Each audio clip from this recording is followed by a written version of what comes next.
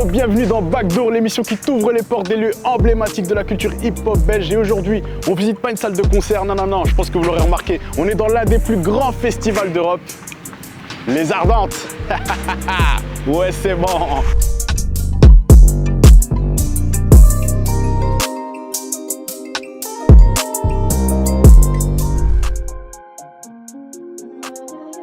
Créé en 2006, le Festival des Ardentes est devenu l'un des plus grands festivals d'Europe. D'abord généraliste dans son choix musical, il s'est ensuite imposé comme une référence incontournable pour le rap.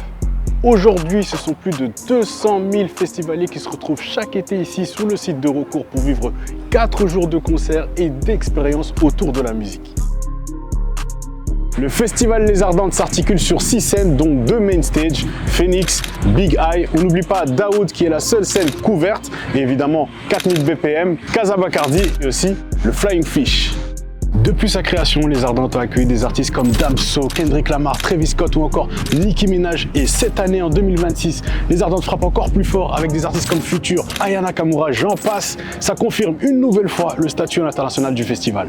Mais Les Ardentes, ce n'est pas que des têtes d'affiche, c'est aussi des artistes belges et émergents qui sont là grâce à la draft, qui ont l'opportunité de partager l'affiche avec des stars internationales. Mais ça, c'est Jean-Yves Remond qui va nous l'expliquer. Bonjour Jean-Yves, comment tu vas? Très bien, et toi? Très bien, merci de nous recevoir ici aux Ardentes. Avec plaisir, bienvenue. Ça fait vraiment plaisir. Comment est né le Festival des Ardentes? C'est l'initiative de 2 Liégeois, Fabrice Lamproie qui était actif dans la culture depuis les années 90 et Gaëtan Servais, ces 2 amis qui ont remarqué qu'à Liège c'était une ville bouillonnante, qui était amoureuse de musique et qu'il n'y avait pas de festival d'envergure à Liège. Ils ont eu cette idée un peu dingue de créer un festival à Liège et de tout de suite avoir de l'ambition, de tout de suite arriver avec se dire voilà, on va imposer un festival d'envergure qui va s'imposer dans le paysage des festivals belges rapidement. Et comment est-ce que le rap a-t-il pris une telle place au Festival des Ardentes? Ça a été un peu progressif. Au départ, dans ces premières éditions en 2006, l'affiche était assez éclectique. Donc on y retrouvait aussi bien du rock, de l'électro, du rap, même parfois du jazz. Et après 10 ans, on s'est rendu compte que le festival avait du mal à percer un plafond de verre avec cette identité, qu'il manquait quelque chose pour vraiment passer un cap. Et c'est un moment aussi où, que ce soit dans le rap international ou francophone, il y avait toute une nouvelle scène émergente. Et aussi, on se rendait compte que c'était une scène qui était délaissée par les autres festivals. On ne voyait pas Nino, Niska en festival ailleurs, même en France. Là, on s'est dit, il y a quelque chose à tenter. On a amorcé le mouvement qui a été complètement assumé à partir de 2018, où là, on a eu une affiche quasiment full rap, hip-hop. Le fait qu'on ait fait ce tournant et ce choix artistique fort les premiers avant les autres, donc on est un peu les OG du festival rap hip-hop maintenant en Europe. On est pour moi le seul festival de cette taille-là avec ces exclusivités internationales et toute cette scène quasi exhaustive du rap francophone. Comment est-ce que tu fais, toi, ou en tout cas le festival et ton équipe, j'imagine que tu travailles avec d'autres personnes, pour construire une line-up capable de réunir des grosses têtes d'affiche, mais aussi des artistes émergents, belges ou non?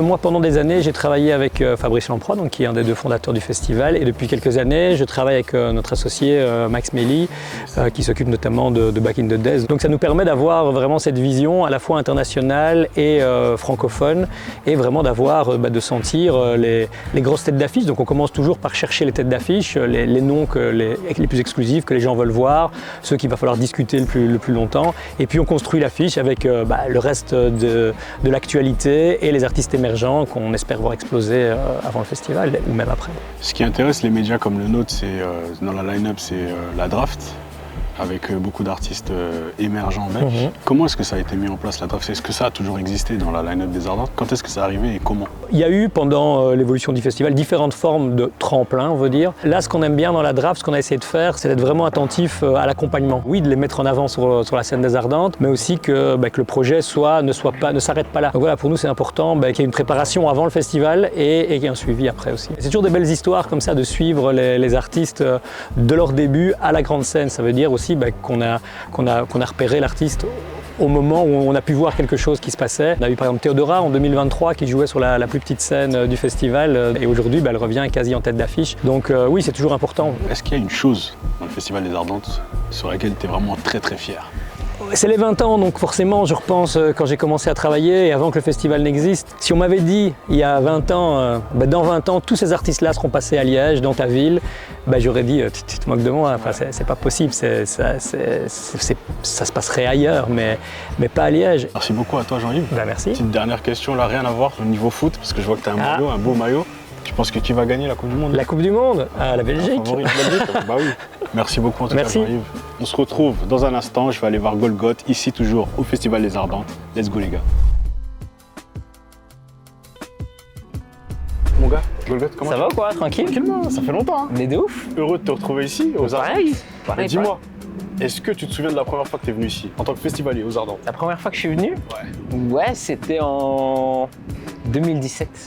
C'était pas ici, c'était à la Cité Ardente, à Liège. Et premier camping, 4 jours avec des potes. Expérience de fou. Et puis je suis revenu presque tous les ans, camping, 4 jours. Ok. Fêter la musique.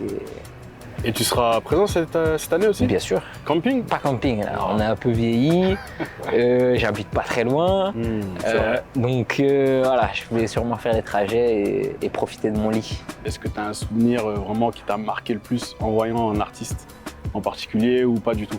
J'avais fort kiffé les Black Eyed Peas. Ok. J'étais venu sans faire J, mais avec les Black Eyed Peas, j'avais kiffé. Tu vas pouvoir revivre ça, Black Eyed Peas, ça vient cette année encore. Et voilà, exactement, donc j'ai hâte. Et Kendrick Lamar, il y a 1 an ou 2, je sais plus. Aussi. Mais Kendrick Lamar, très fort. Stromae aussi, impressionnant. C'est la première fois que je voyais Stromae en concert. Un monde de fou, c'est juste sur cette scène-là. Là. Et ouais, dingue. Les Ardentes, ça représente quoi en fait pour les Liégeois, pour toi? Je pense que pour les Liégeois, les Ardentes, ça représente une fierté. Il y a très peu de festivals qui ont cette grandeur et cette puissance à travers la francophonie, je veux dire. Ça a mis aussi Liège sur la carte quelque part et c'est un kiff. Parce que nous, on a des Kendrick Lamar et des Ice Spice, des Young Thug qui viennent jouer à côté de chez nous, c'est une dinguerie. Après, pour le vieux Gérard qui habite là à côté, c'est moins cool, tu vois, mais pour nous, c'est une dinguerie. T'es artiste? Ouais. Est-ce que les Ardentes, c'est un objectif? Bien sûr. Jouer aux Ardentes, c'est une consécration. Je crois que c'est un objectif pour tous les artistes, même français. Les Ardentes, c'est devenu un gros festival. Beaucoup de grosses têtes, artistes ricains, des grosses têtes françaises. Donc je pense faire les Ardentes, c'est un step. Ne serait-ce que pour le CV, c'est incroyable, évidemment. On a parlé des Ardentes, tu es venu, tu nous as fait plaisir, ça fait vraiment plaisir de te voir. Merci. Et ça dit quoi en ce moment pour toi là? Quel est ton actu? Actuellement, ça coffre. On fait du son à mort toutes les semaines et un petit projet pour la fin 2020. Let's go. Je peux pas en dire plus, mais ça arrive, ouais. Tu nous ça diras plus en off. Exactement. C'est carré. On se dit quoi mon gars? On se voit sur le festival. Hein. Ouais, on se voit sur le festival carrément. Fort. On s'offre une bière. Et voilà, tu as eu ton accès backdoor ici au Festival Les Ardentes, un festival devenu incontournable pour le hip-hop belge et européen. Un grand merci à Jean-Yves d'avoir répondu à mes questions. Un merci aussi à Emilien pour l'organisation et à toute l'équipe des Ardentes. Et bien entendu, merci à Golgoth d'avoir répondu aussi à mes questions. Si cet épisode t'a plu, like et commente cette vidéo sur YouTube. Follow Boap Media sur tous les réseaux sociaux. Et comme d'hab, un petit concours. Tente de gagner un maillot du merch des Ardentes sur les réseaux sociaux. Il faut follow Boap Media partout. Let's go, on se voit au prochain épisode.